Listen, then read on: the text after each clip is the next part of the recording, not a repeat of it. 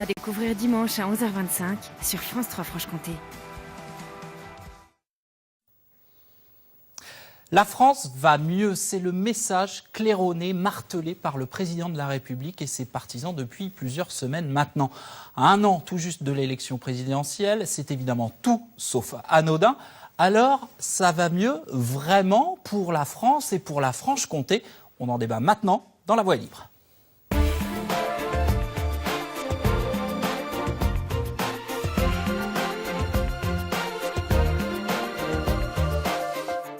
Ce que je dis depuis plusieurs semaines, c'est que ça va mieux. J'ai eu cette formule et je la revendique, la France va mieux. Oui, ça va mieux. La croissance revient, la consommation repart, l'investissement redémarre. Nous avons bien redressé le pays depuis maintenant 4 ans.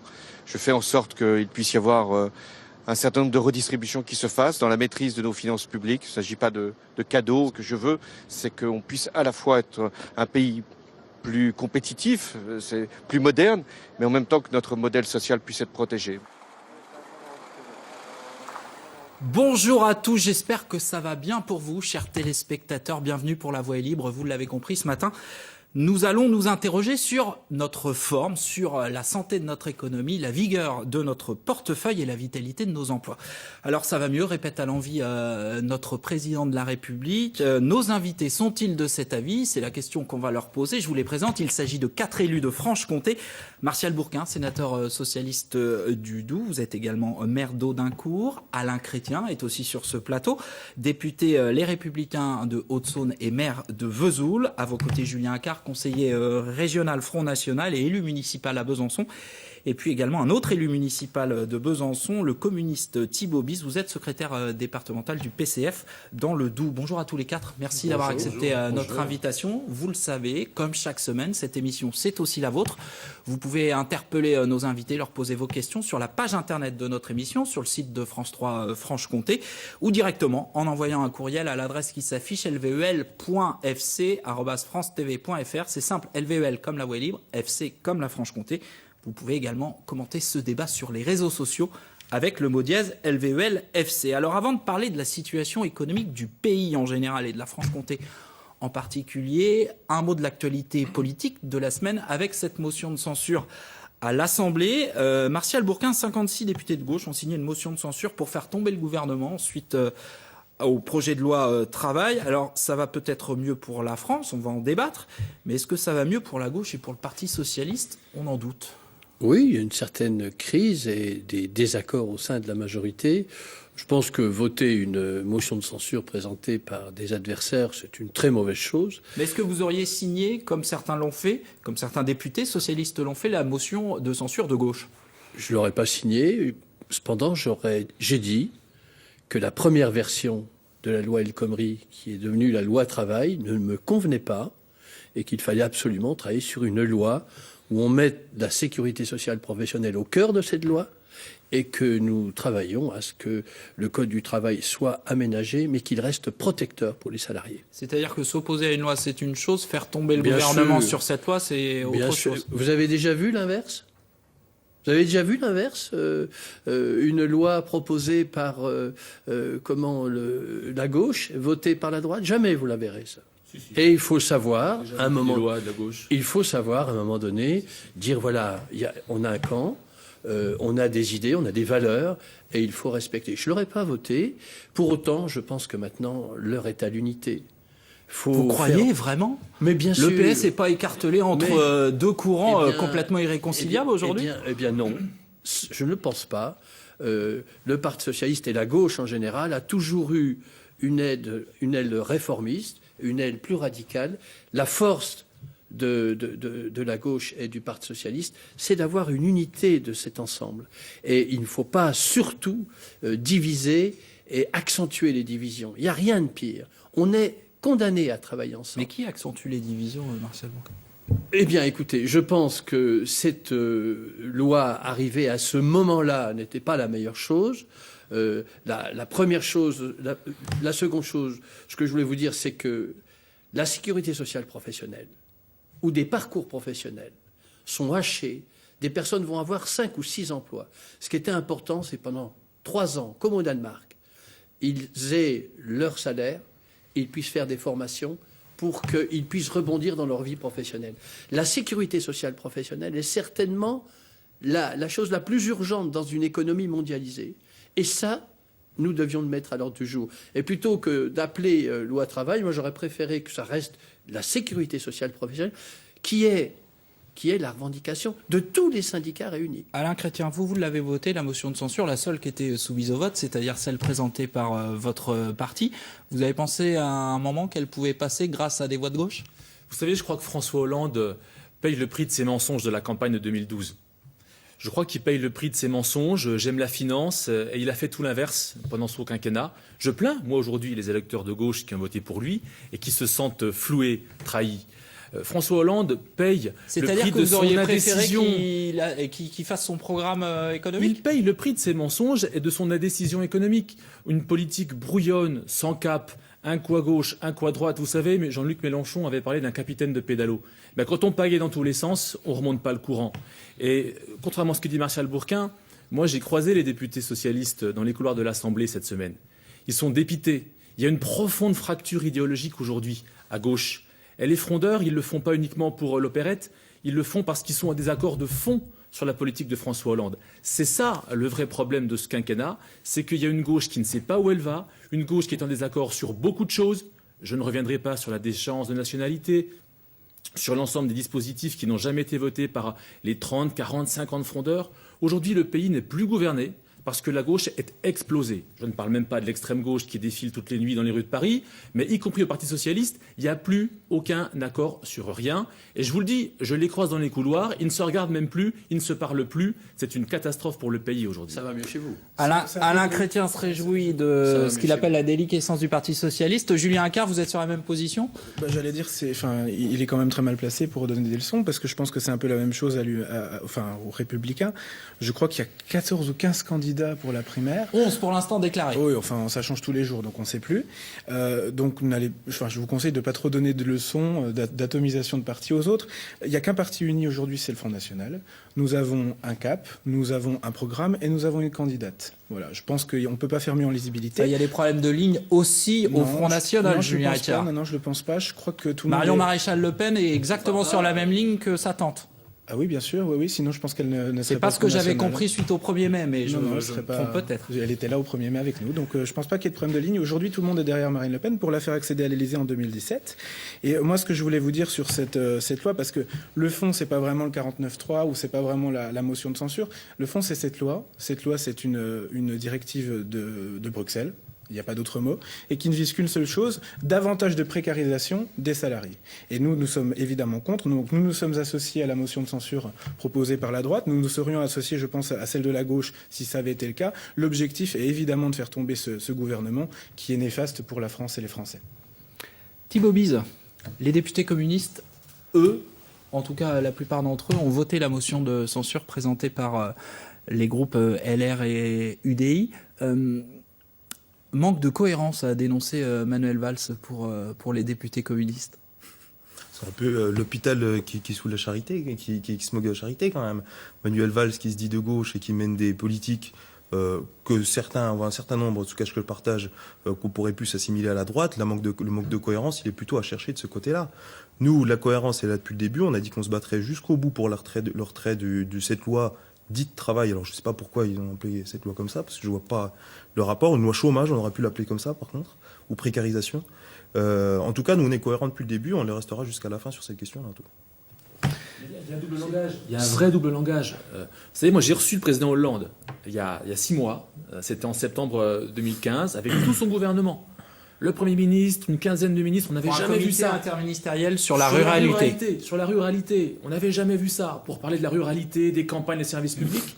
Et 6 mois plus tard, les collèges ruraux ferment en Haute-Saône. Le collège de Champlitte va fermer. Le collège de Vauvillers va fermer. Donc on a un double langage. Un président qui vient défendre les campagnes et 6 mois plus tard qui ferme les collèges, qui ferme les trésoreries. Donc les Français n'en peuvent plus de ces mensonges et de ce double langage. C'est ça que François Hollande paye aujourd'hui. Comment Alain Chrétien peut dire une chose pareille? Ils ont supprimé des dizaines de milliers d'emplois d'enseignants et maintenant il veut garder des collèges.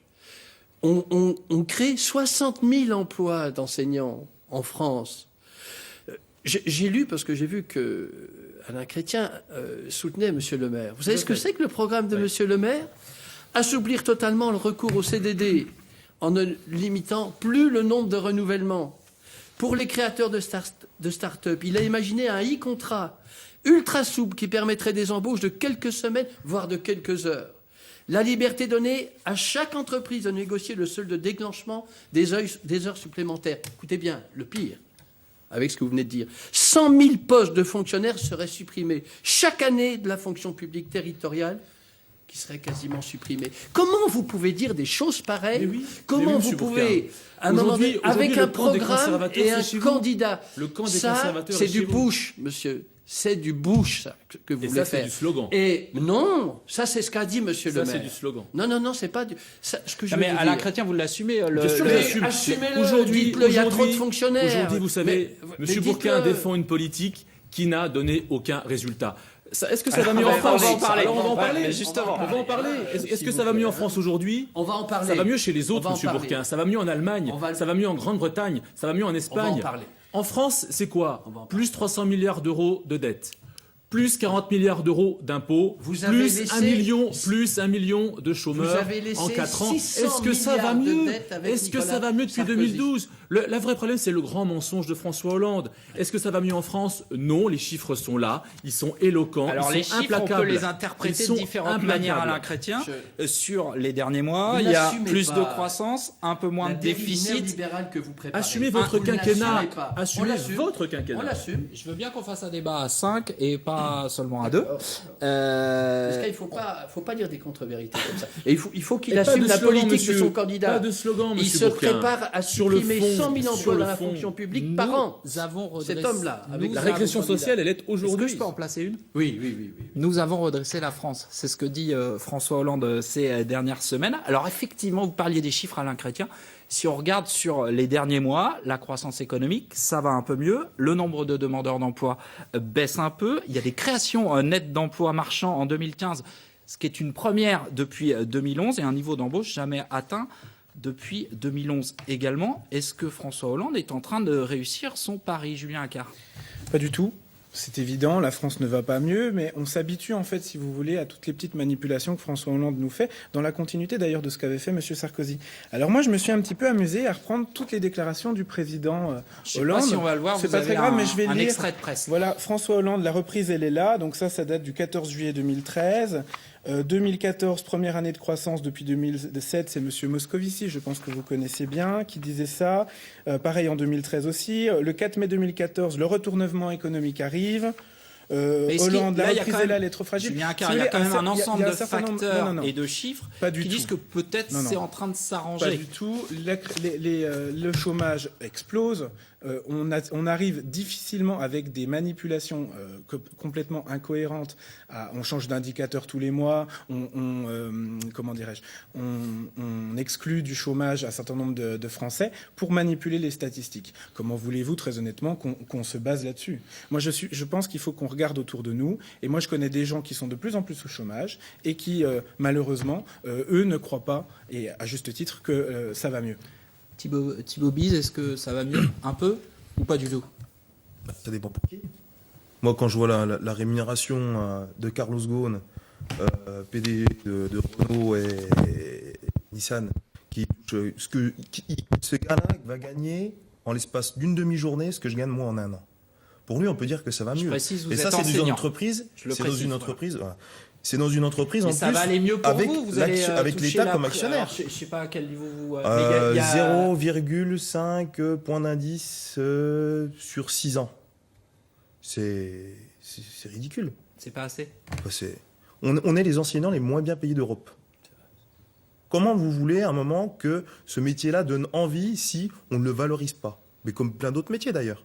À un moment, la question l'affirmation de François Hollande, qui est plutôt une affirmation de quelqu'un qui démarre sa campagne électorale, est plus dirigée vers certaines personnes. Quand vous dites, si on posait la même question que le titre de l'émission aux gens dans la rue, on aurait tout de suite notre réponse. Est-ce que ça va mieux? Non. Mais c'est pas par plaisir en plus que je le dis. Moi, j'aimerais que ça aille mieux vraiment.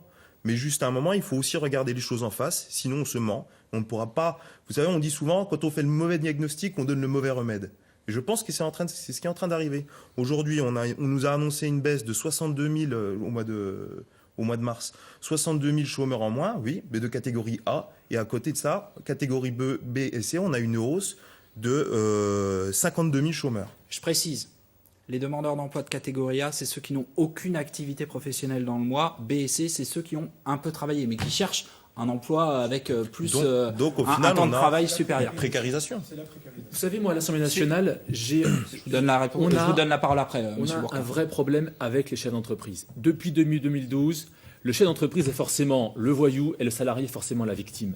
C'est beaucoup plus compliqué que ça. On a un discours manichéen, Le un CICE, discours simpliste. le pacte de responsabilité, discours c'était simpliste. pas des milliards Oui, pour les mais quand- entreprises, justement pour relancer l'emploi, là, Quand Chrétien en contrepartie, on impose le compte pénibilité même aux petites entreprises, quand on impose la publicité de cession d'entreprise. Donc c'est une politique qui va un coup à gauche, un coup à droite, totalement illisible. Le problème de la reprise économique, c'est le manque de confiance.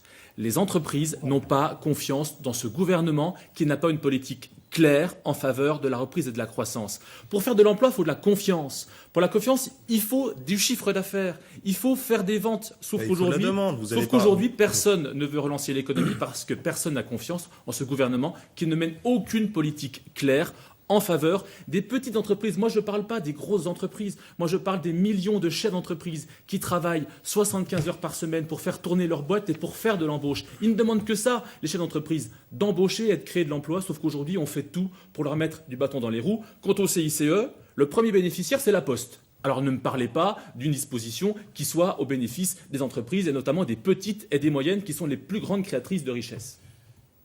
Quand le président de la République dit que ça va mieux, il aborde les choses de façon macroéconomique, comme vous l'avez fait tout à l'heure. Des indicateurs, voilà. Moi, non, pas des indicateurs. Ils ne sont pas faits par...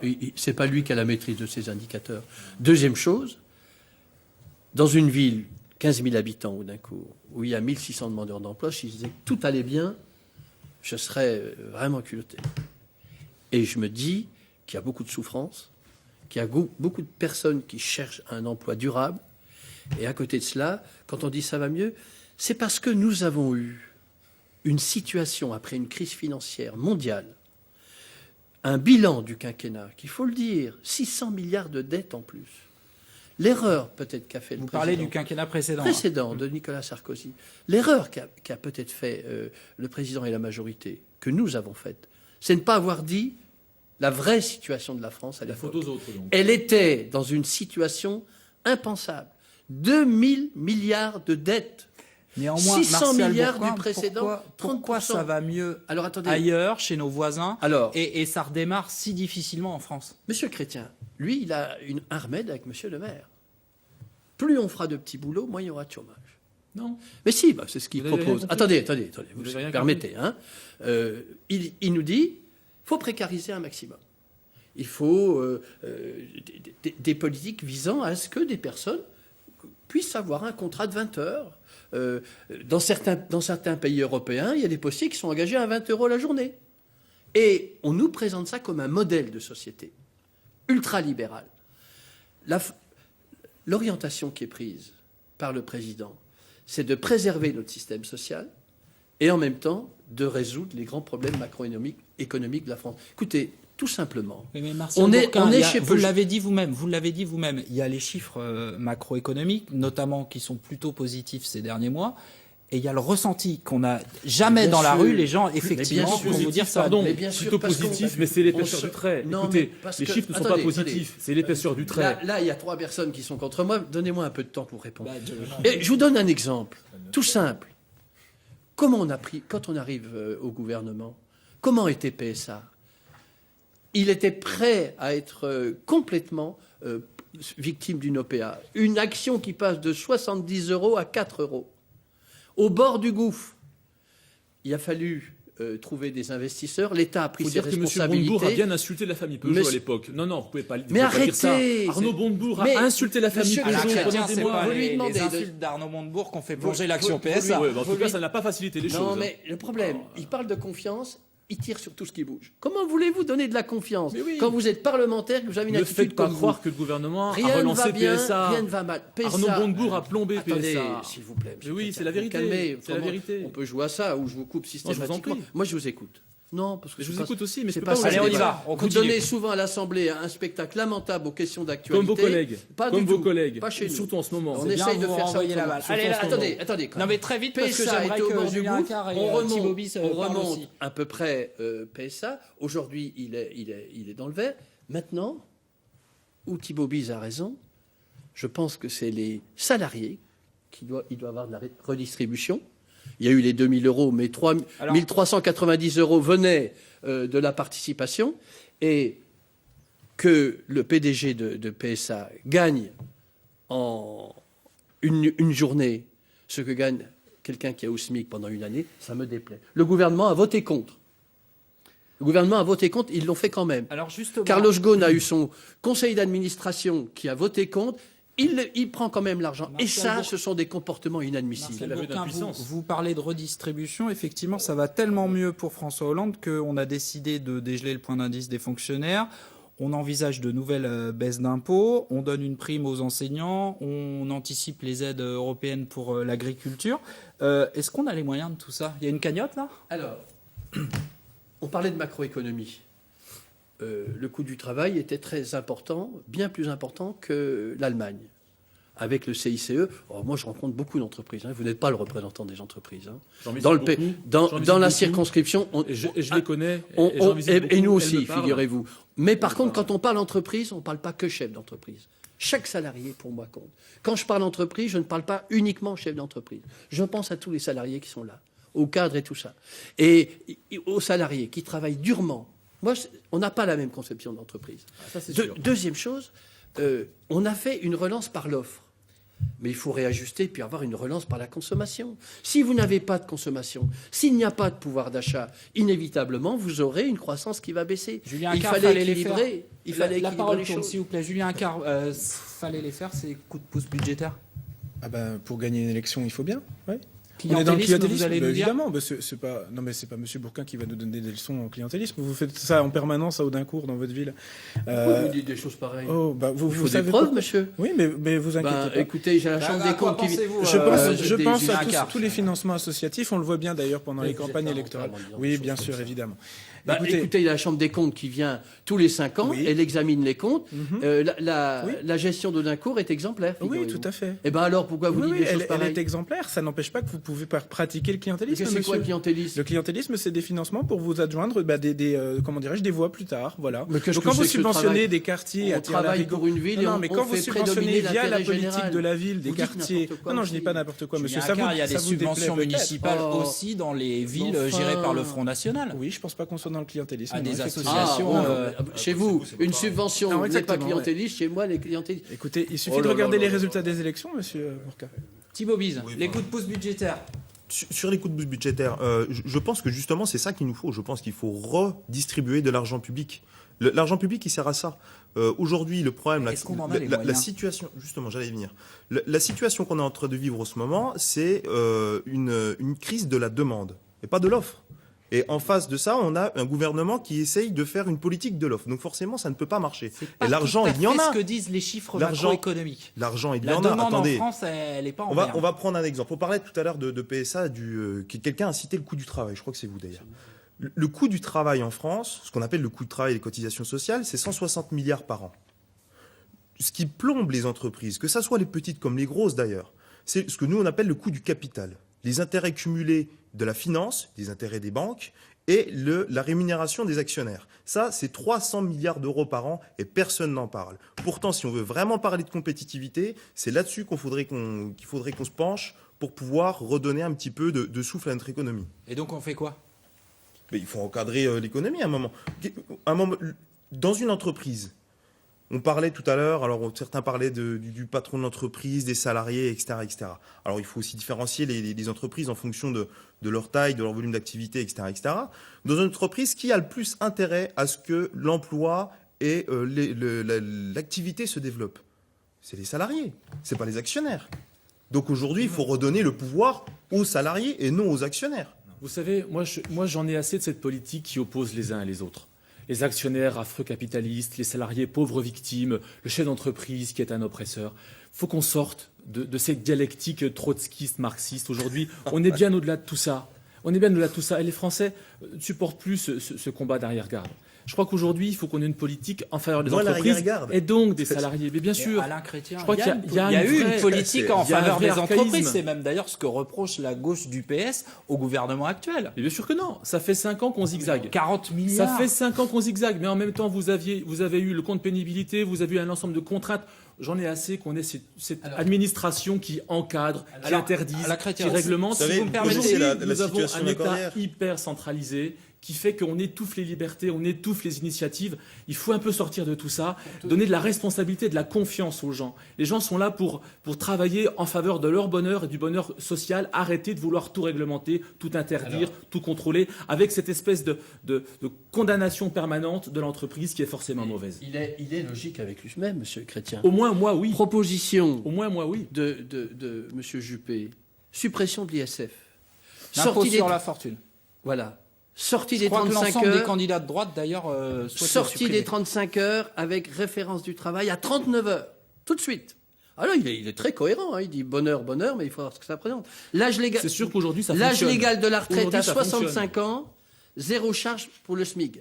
Ce qui veut dire, ceux qui sont partis à 60 ans, 500 000 personnes sont parties à 60 ans, parce que nous l'avons mis en place avec Combien la ça a majorité coûté actuelle. Qui a payé Qui a Mais payé c'était 6 normal milliards. que Qui a quelqu'un payé qui a travaillé 40, 41 ans puisse partir à la retraite. Les socialistes Et il fallait offrent le bonheur non, au prix des autres. ne parlez pas de Ce sont bonheur les parce autres- que ce sont les autres qui vous, payent, comme ça sera le d'habitude. bonheur pour quelques-uns, ça sera très dur pour les autres. Encore le slogan. Je continue. Vous n'avez plus que des slogans. Réformer, monsieur Bourquin.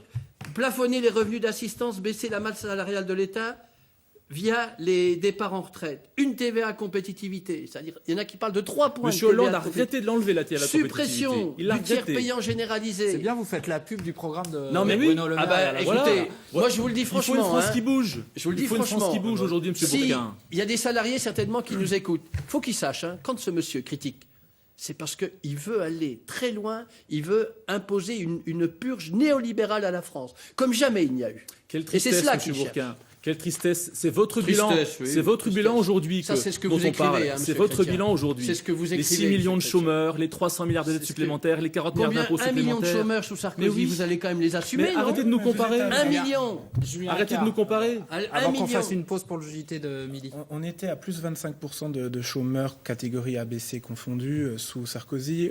Je crois qu'on est pareil chez vous. Je crois qu'on a 26 chez vous, 25 chez vous, donc vous n'allez pas tarder à le rattraper. Il vous reste quelques mois pour finir. Moi, je renvoie ces personnes dos à dos.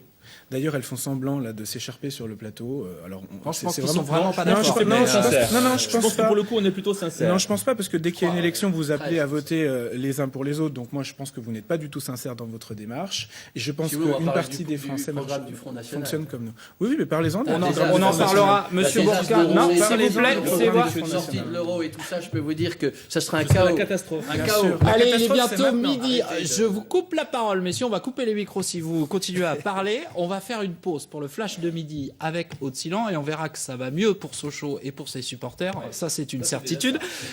Et puis, on poursuit le débat avec vos